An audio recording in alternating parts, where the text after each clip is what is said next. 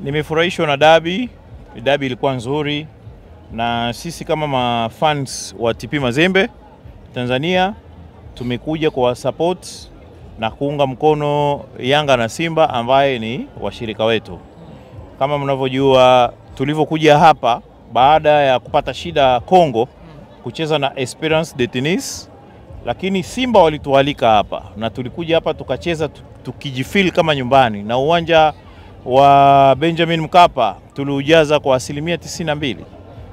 Vile vile pia na Yanga ni ndugu zetu wa damu, maana tumesha saini mikataba ya kuweza kushirikiana na Yanga.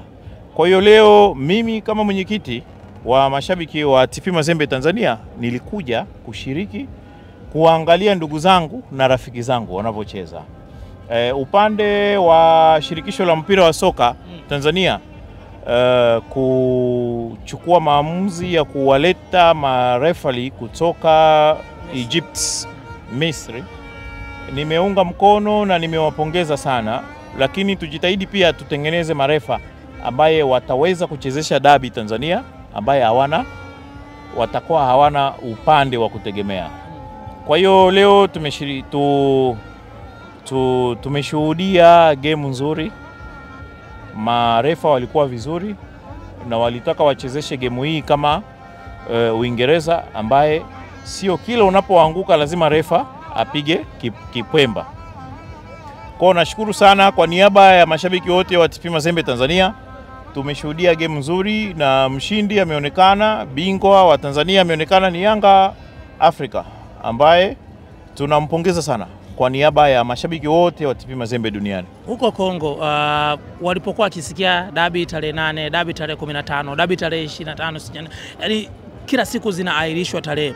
Walikuwa wakiuliza nini kupitia wewe, kwa sababu unaishi huko? Wakongomani walikuwa wakiuliza imekuaje huko na majibu yalikuwa ni vipi? Kuna neno la Kifaransa linasema a chaque peuple sa culture. Kila jamii ina utamaduni wake. Na walikuwa wanauliza, lakini Tanzania pia kuna utamaduni ambaye lazima ule utamaduni uheshimiwe. Kuna dabi ya Tanzania ambaye ni kati ya Yanga na Simba. Tofauti na Kongo, kuna dabi ya mkoa wa Katanga, kuna dabi ya mkoa wa Kinshasa, kuna dabi ya mkoa wa Kasai. Lakini hapa kuna dabi ya kitaifa ambaye ni kati ya Yanga na Simba. Kwa hiyo lazima utaratibu huu ulikuwa unaheshimiwa. Lakini watu walikuwa kwenye sintofahamu, tarehe zimerushwa mara kadhaa. Okay, hizo ni taratibu za kawaida. Okay, ni taratibu za kawaida kwa timu ya Yanga na Simba. Kuna taratibu ambazo wanatakiwa waweke sawa kati ya shirikisho la mpira wa miguu Tanzania na Yanga na Simba. Na sisi kama watazamaji ilibidi tukae mkao wa kulia na tunasubiria.